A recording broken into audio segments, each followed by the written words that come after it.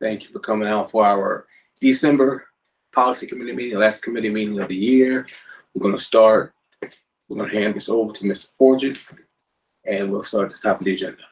Thank you. So we'll go back and forth, between Margot and I. The first policy is a minor change to school building safety, 8110 by Margot. Right. They discontinued the requirement for annual visual in school buildings. So we had to change the language to say, and now you have to do the inspections when required by the state or the Commissioner of Education. So that's what it now says. Okay, Ms. Monet, any questions? No, thank you. That's really So that'll be agreed and adopted. adoption, right? Okay, thank you. 1.02, Ms. Forget. Similar situation, 8112, Margot. Yes, it's the same thing. Instead of having it say the annual visual inspection, it's going to say any visual inspection required by the state or Commissioner of Education. It's exactly the same issue. Okay, Ms. Monet. This is the Health and Safety Committee, correct? Yes. Okay. I thought there was, maybe not in this one. Is it the next one? Oh, no, here. In the first paragraph, the last sentence, the board will appoint a Health and Safety Committee composed of representation from district administration, school staff, bargaining units, and parents. There should be a board member on that too, Okay. because there is a board member on that. From the board. So just add board member to that. Yes, please. Correct. Okay. One board member. Yes. Okay. Okay, thank you. That would be a read and adoption. Mm-hmm. 1.03, Mr. Forget. Um, 1.03 is policy 8130. This is accepting the NISBA policy with the updates and changes. And we added one line, no, I can't find it. Yeah, I don't think it's underlined. It's the one about the foil, right? Yeah. Here it is. It's on the third page, 3 of 4, the third paragraph from the top. To maintain security in accordance with law, the building level emergency response plans are confidential and not subject to disclosure under the Freedom of Information law or any other law. That's because they must be maintained with strictest confidentiality for security reasons. So Ms. Monet, to be questions? clear, Mr. Forget, this was taken directly from the NISBA policy, and just the things that are underlined are the things that you changed?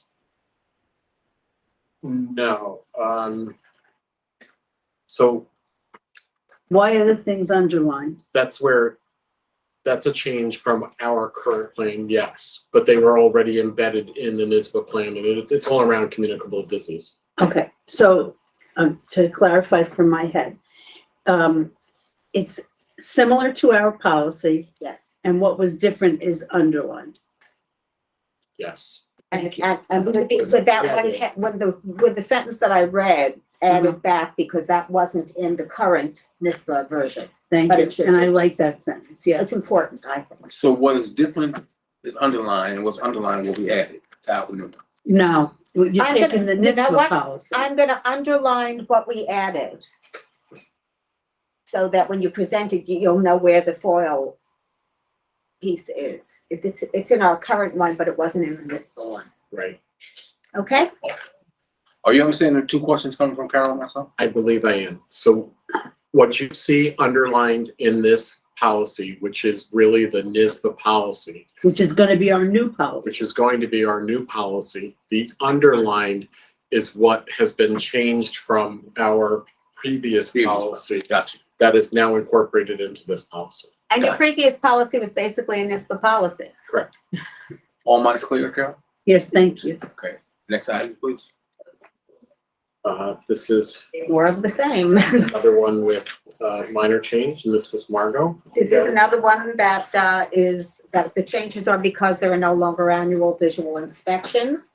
So instead of saying you know, here, under building condition surveys, it says assessed every 5 years on a, and instead of having it every 5 years, it's really determined by the state ed department when you're gonna have your next building inspection. So they're gonna tell you, they're developing a schedule. So we can't say that it's every 5 years. Okay, so based on this, great. And then, and it says that it has to be completed and submitted by the deadlines established by SED, because January 15th and of every year does no longer apply. Ms. Monet, any questions, comments? No questions, thank you. Next item, Mr. Oh, and well, there's more here, and it's still, and the annual visual inspections, and I have to delete the word annual from the heading there. It's, so it says instead of annual, it's once again as required by the State of Commissioner of Education, and I think that was it. Okay. It's all because of the change. Reading adoption. Mhm. Okay. Next item, Mr. Forget. Yeah, 1.05 is just we're gonna start to work to move all of the policies off the website to get them into board docs before we go with the full work with NISBA to update our policies. So we want to get everything into one location. So this is the beginning of that. So I reviewed with Mr. McCoy the school day policy, and we took out the evening high school at the bottom because we don't run it in that format any longer. So this is just changing the number to move it into board docs. Any questions, Mr. Monet? Yeah, the summer school, not elementary, but secondary summer school. Is that what we do? That's regulation, And we have 30 days.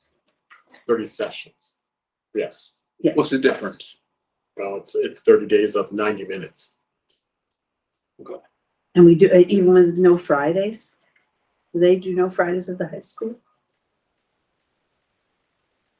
Would be 7.5 I believe you're weeks. correct. They do Monday, Tuesday, Wednesday, Thursday. I think- Regulation says they have to have 90-minute sessions. I think you should check that. Yeah, I think the policy is okay, but I think we have to look at, The practice, yes. yeah. Okay. First reading adoption, please. 1.06. So these were policies that we had on our website that are already transitioned over into the board docs. So these need to be removed. Mr. Monet, questions, comments? No questions. Okay. 1.07. This is my plea to you to please allow this contract to go through, to identify me as the agent of the school district to work with a consultant from the school board to, over the next 2 years, get the policies up to date. As for our conversation from the last meeting. Yep, so here's the contract that we're gonna put on the agenda for next week. I'm sorry, for the 13th. Questions, comments, Mr. Monet? I love this. I think this is the best way to go. Yeah, okay. As do I. Thank you. And again, here we go with some cleanup. So these were policies that were on the district website that need new numbers and can transition over to board docs. So we went through some of the 8,000s. You already have child abuse in an educational setting in your policy book. Right. I think And- it's 9420. And this one wouldn't be sufficient anyway because it's been updated 2 or 3 times since then. So we'll take that one out. Preparedness for toxic hazard, isn't that part of your district-wide safety plan? I didn't see it in there. This was different. There was different information in this policy than in the safety plan.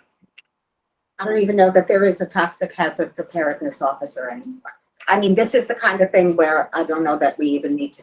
My hope is that if I put that into the Oh, board they'll docs, say, you when know, they do I the see, I review, see, I they'll see. review it based on the most current laws and I. Okay, I understand where you're coming from, but we don't need the child abuse in an educational setting. Okay. You don't, technically don't need the lunch program. I remember doing the bus accidents policy. Ms. Monet, questions, comments? No questions. Last item is just for your information. It's the regulation to go with textbook adoption and selection.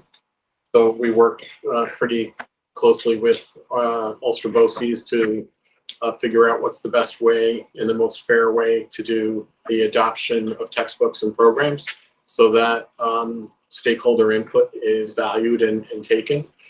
So this is basically, and we changed the policy last year. So this is the regulation to go along with it, which kind of streamlines some very technical language in the policy. So we basically will, whoever is recommending the review and consideration of a textbook or a program, whether it's C&I or exceptional learners or equity and access, whichever assistant superintendent down here that's part of it will lead the charge, and they will work with supervisors and directors and others to come up with 3 options. They will then establish criteria in order to determine which is the best. This criteria is established based on ed reports and research. So these bulleted components here are the ones that we put into our policy. So they'll create a rubric to make sure that the 3 options that they're going to allow a team to go through and select from meet this criteria. And then a team will be assembled using shared decision-making to begin to select one of the 3. What we've agreed to do is to have an external person facilitate the process of the review of the pilots so that it's no one from inside the district has an advantage. An external person will facilitate the process who's not tied to any of us. And then the recommended option will go to the superintendent for endorsement. And that at that point, it will then go to the board for approval of a new curriculum or, I'm sorry, a new textbook or a new program. Now, I like the process. I think the process looks really good and clean. I think what it does is it prohibits textbook manufacturers or people that develop textbooks from influencing choice. And that can be very difficult and has proven very difficult in this district because they'll go into one school, they'll absolutely love it, excuse me, and try to sell it to everybody else. And that's really hard. This seems to be very fair and honest, and it gets rid of that influence, which I think was unfair.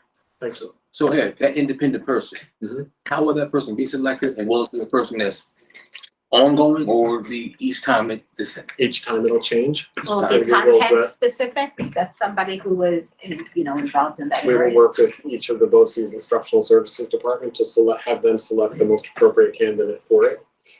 So whether we decide to go with Orange Ulster, or Dutchess, whoever has the most qualified person to do the particular program we're looking for or textbook, we would contract with them. Can I just say one thing?